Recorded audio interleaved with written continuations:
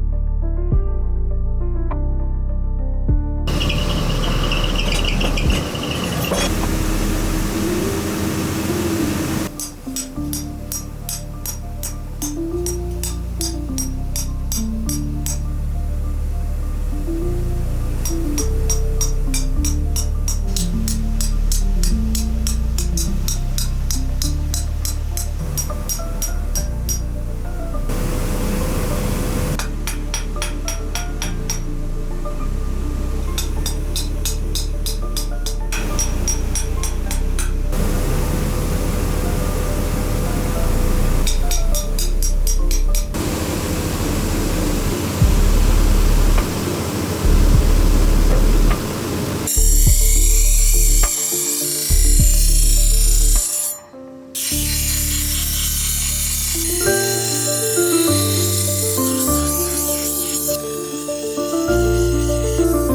治維新文明開化に西洋の牛を食べる文化が入ってきた。それと一緒に、牛馬さばく包丁っていうことで入ってきたのが、洋包丁牛刀と呼ばれる名前の由来なんですね。ところが日本人には馴染まない形なわけですよ。洋包丁の使い勝手も悪いわけです。なので普及はそんなしないですよね。関東っていう土地から幕府のお膝元ということでいい職人さん結構揃っている。ところがこういった人たちが配当令で、要は失業するわけですよ。鍛冶屋さんも刀作ります。それで日用刃物であったりとか西洋式の刃物作りに、シフトチェンジして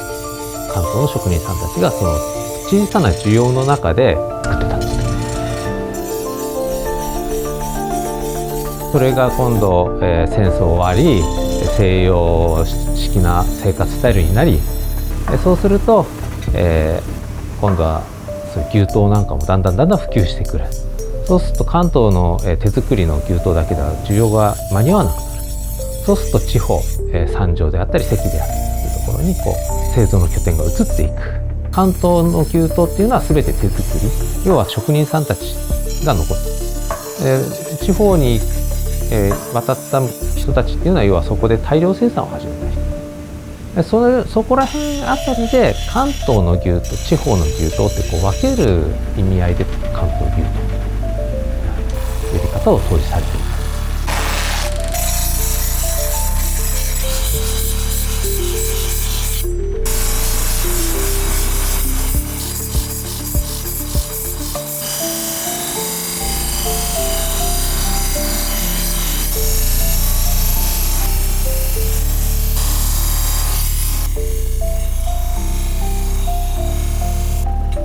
でその関東の牛刀作り自体も衰退していって、もう僕らが入ったぐらい30年くらい前にはもう関東牛刀っていう言葉自体がもうあんまり意味をなしてなかった。それで私としては私の親方たちがちゃんとそうやって関東牛刀ってプライドを持ってね仕事されてたので、その言葉を残したいなということで千葉県の伝統工芸品を取るときに関東牛刀で登録をした。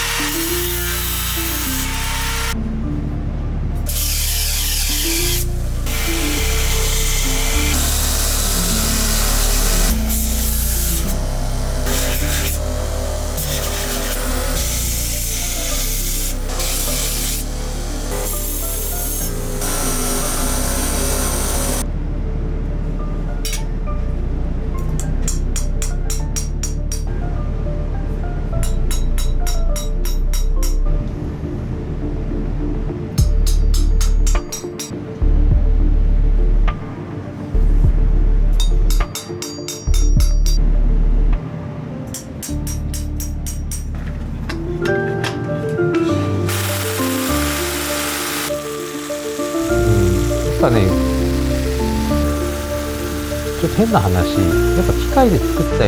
商品の方が綺麗ですよね、均一ですよね。手作りの、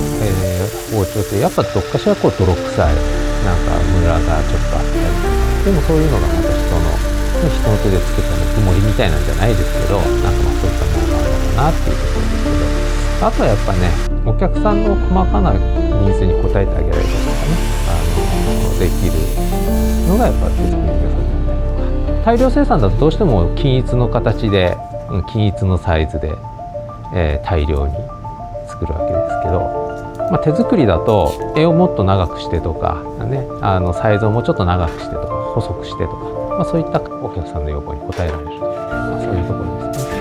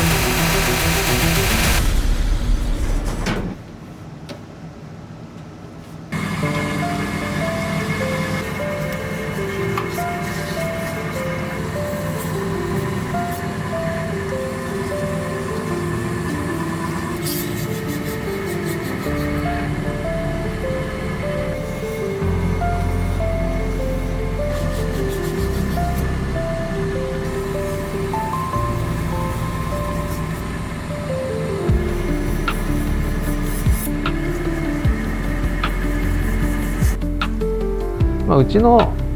今日工場で作ってた商品っていうのは和包丁じゃないんですね。洋包丁なんですね。でその洋包丁が日本に入ってきた頃からの製法っていうのを守ってる作り方をしてるんですね。でそういう製法を守った作り方してるのっていうのはおそらくうちぐらいなもんなんですね。この業界の今流れからね、業界唯一の、手作りの洋包丁っていう部分がやっぱりなかなか目にすることのない、類の、手作りの包丁なので、そこら辺が私のところの売りとなって